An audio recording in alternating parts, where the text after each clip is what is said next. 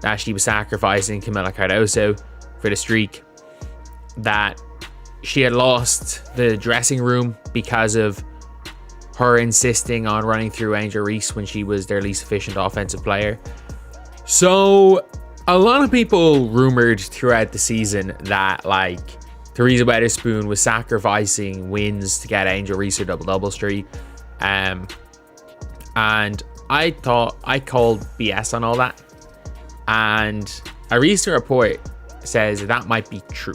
The Chicago Sky just fired Teresa Weatherspoon after one season, but here's the real shocker. It's all tied to Angel Reese and a doping scandal. You think you know what happened. Trust me, it's way crazier than you think. Weatherspoon was a basketball legend, a Hall of Famer who seemed destined for coaching greatness.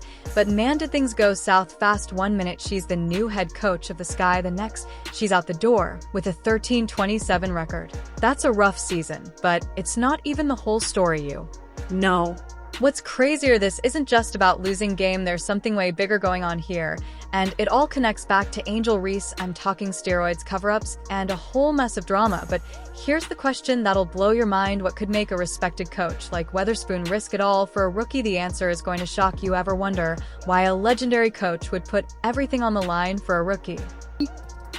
From the beginning, it was clear that Weatherspoon's inexperience would be a difficult hurdle to overcome. She had just 6 seasons of head coaching experience, all at the collegiate level. By the way, more than Christie sides. Obviously, they played through Reese and not Cardoso. According to league sources, Weatherspoon had lost the locker room because of a culture that catered to the needs of a few players. Dear Lord. Weatherspoon's inability to keep the team schematically compared was evidenced by rotations and poor late game play calls.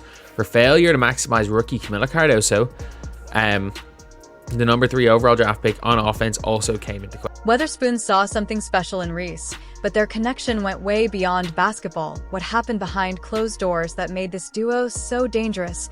Let's talk about Teresa Weatherspoon and Angel Reese. These two weren't just your average coach and player. They had a bond that was something else. Reese looked up to Weatherspoon like she was some kind of basketball goddess. She even called her an unsung hero and said Weatherspoon was the main reason she joined the Sky. That's some serious admiration right there. But here's where things get weird. The Sky had a terrible 13-27 record last season. You'd think with this dream team of Weatherspoon and Reese, they'd be crushing it. Right, wrong, something wasn't adding up.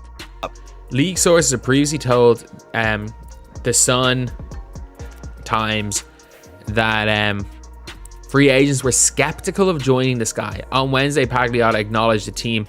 Every locker room goes through their ups and downs. Elizabeth Williams said there's always growing pains, whether it's with younger players or a new coach.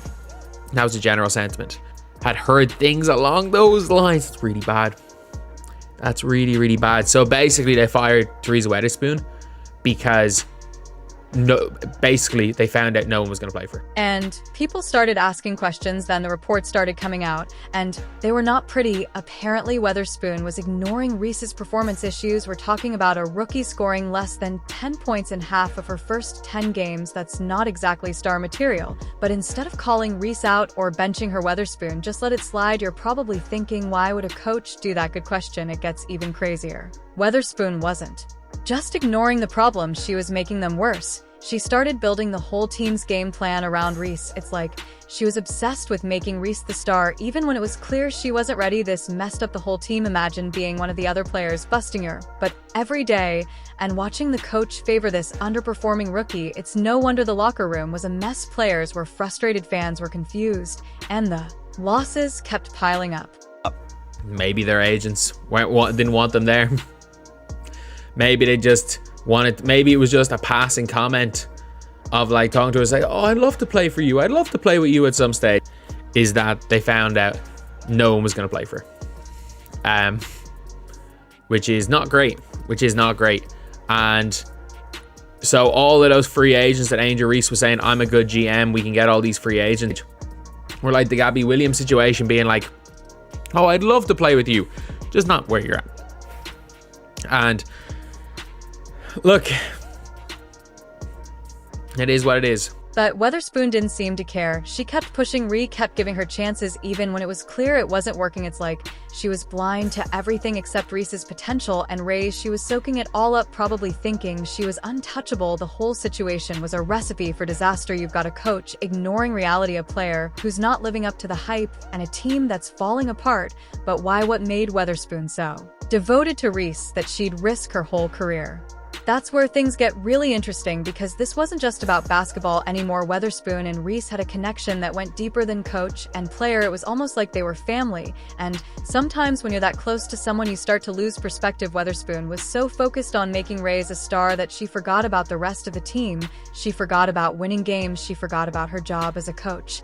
And in the end, it cost her everything. But forgetting her job was just the tip of the iceberg. What if Weatherspoon's obsession with Reese's success pushed her to cross a line that would shake the entire WNBA to its core? Well, that's exactly what happened, and it's about to blow your mind. Remember, when sports were just about talent and hard work, those days are long gone. The Chicago Sky just dropped a bombshell that's rocking the WNBA. They filed a lawsuit against Angel Reese accusing her of steroid use.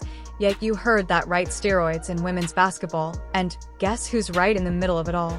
Teresa Weatherspoon. Here's where things get wild. Weatherspoon didn't just ignore Reese's performance issue. She allegedly encouraged Reese to use steroids to boost her game. Can you believe it? A Hall of Famer, a respected coach, pushing a young player to cheat. It's like something out of a movie. But it's happening right here in the WNBA. This scandal explains so much about the Sky's terrible season, the poor performance, the locker room drama, the tension between players. It all makes sense now. Imagine being on that team, working your butt off every day while your coach is secretly doping up the rookie. No wonder things fell apart. But this isn't just about the Chicago Sky. This scandal threatens the integrity of the entire WNBA. Weird, because every single Angel Reese fans, when your best player in the paint is shooting well over 50%, and they're only getting 8 shots per game and still outscoring the other players. She made them more of her friends and her babies than she is a coach. Angel even said she wasn't tough enough. I'm not sure when Angel said that. I said the entire "she puts players in front of the team" narrative wasn't just made up. The other player who was shooting 30% from the field with 14 shots a game, it means you can't coach at all. And I will say this, I did say coming into this year, and I'm like, unless Angel Reese makes a big improvement, she's not going to get the shots that she was getting with Teresa Weatherspoon. We're talking about one of the biggest names in women's basketball getting caught up in a doping scandal. It's going to make people question everything, how many other players are using, how many other coaches are looking the other way. It's a nightmare for the league.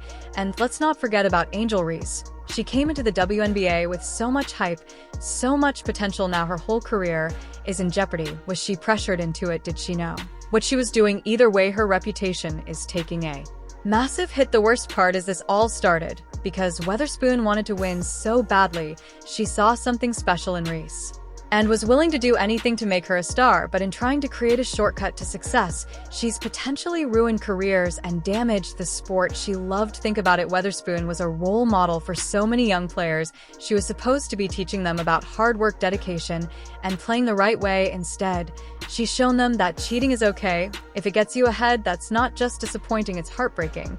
And what about the fans? They've been cheering for Reese, buying her jersey, believing in her potential. Now they're finding out it might have all been a lie. Why are these weird conspiracy theories? Are we basically getting told that they're true? Which is mental. Which is absolutely mental. The Sky obviously weren't meant to be tanking. And that was the scariest part of it all. Like, late games down the stretch, I was saying loads of times, I'm like, the Sky are either tanking or she's a terrible coach. Turns out she's just a terrible coach. Her contract becomes gold dust.